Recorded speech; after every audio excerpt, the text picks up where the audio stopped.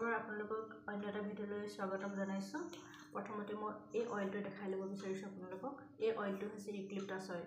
যিহেতু এতিয়া ঠাণ্ডাৰ দিন হয়, এই ঠাণ্ডাৰ দিনত আমাৰ বহুতৰ মূৰৰ বিষ, চৰ্দি, কাহ এনেকুৱাবিলাক প্ৰায়ে হৈ থাকে ন, সেইটোৰ কাৰণে তাৰ পৰা বাচিবৰ কাৰণে এইটো এটা উত্তম উপায় হয়।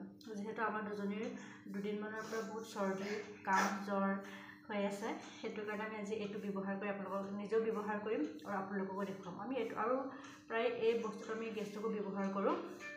তাৰ কাৰণে আমি অলপ গৰম পানী লৈছোঁ। দেখাব বিচাৰিছোঁ গৰম পানীটো চবেইতো জানে, কিন্তু মানে আমি বাউলটো দেখাব বিচাৰোঁ আমি কেনেকৈ এইটো বস্তুটো ব্যৱহাৰ কৰোঁ। এইটো চাওকচোন, পানীখিনি ইয়াত লৈ লৈছোঁ। উতলা গৰম পানীত আমি অলৰেডি 2-3 ড্ৰপমান মানে ইয়াত অইলটো এড কৰিলোৱে। এইটো কৰাৰ পিছত আমি এতিয়া এইটো ষ্টিম ল'ম। আগতে মনত আছে আমি যেতিয়া সৰু হৈ আছিলোঁ, তেতিয়া ঘৰত মোৰ মাজু দাদাই মানে এনেকুৱা গ্লাছ এটাত মেন্থল দি পেলাই কাগজৰ ফুটা কৰি পেলাই এনেকৈ সি শুঙি থাকে, লগতো আমিও শুঙিছিলোঁ লগতে। প্ৰচিডিউৰটো একেই হয়, কিন্তু এতিয়া অইলটো বেলেগ হয়। ইউক্লিপটাছ অইল লৈছোঁ আমি তাৰ কাৰণে, আৰু পানীখিনি অলপ বেছিকৈ লৈছোঁ। আৰু এইটো আপোনাৰ অকল চৰ্দি বুলিও নহয়, আপোনাৰ যদি গাৰ বিষ থাকে, মাথা বিষ থাকে, তেতিয়া আপুনি তাত মানে অইলৰ লগত এই 2-3 ড্ৰপ অইল লগাই পেলাই ব্যৱহাৰ কৰিব পাৰে, বহুত সুফল পাব। আৰু এতিয়া আমি প্ৰচিডিউৰটো আপোনাক দেখাব বিচাৰিছোঁ আমি কেনেকৈ ল'ম।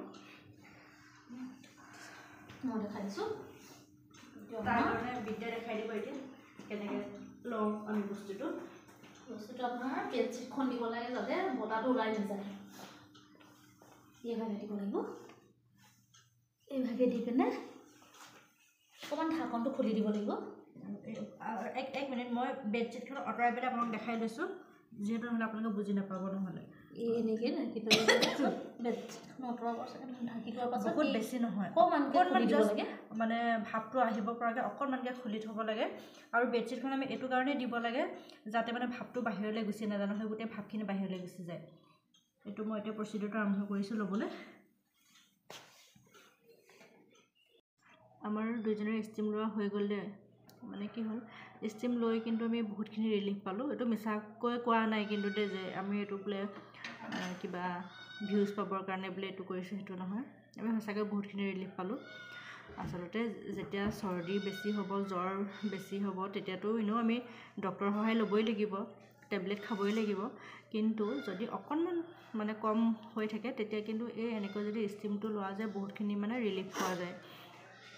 আৰু আগতেতো মানে প্ৰায় মানুহে ষ্টিম এনেকৈয়ে লৈছিলে। এতিয়াৰ যুগতহে ধৰক বৰ্তমান সময়ত আপোনাৰ বহুত এনেকৈ ষ্টিমাৰ ওলালে। আগতেতো তেনেকুৱা ষ্টিমাৰ নাছিল। আগতে এইটো পদ্ধতিয়ে মানে মানুহবিলাকে লয়। ময়ে কৈছোঁ ন যে আগতে আমিয়ে ঘৰত তেনেকৈ, মোৰ দাদাই তেনেকৈ লয়। সেইখিনি সময়ত আকৌ মোৰ সেই বস্তুটো এটা চখ আছিলে দেই, মেন্থলৰ মানে গোন্ধটো মই বহুত বেছি ভাল পাওঁ। আৰু এতিয়া পদ্ধতি সেই ঠিক তেনেকুৱাই আৰু আজিকালিতো আৰু তেনেকুৱা ঢেৰ ষ্টিম ওলালে। কিন্তু যিসকলৰ ঘৰত মানে এনেকুৱা মানে আপোনাৰ ষ্টিমাৰ নাই ন, তেওঁলোকে এই পদ্ধতিটো ল'ব পাৰে, বহুতখিনি সুফল পাব। Thank U.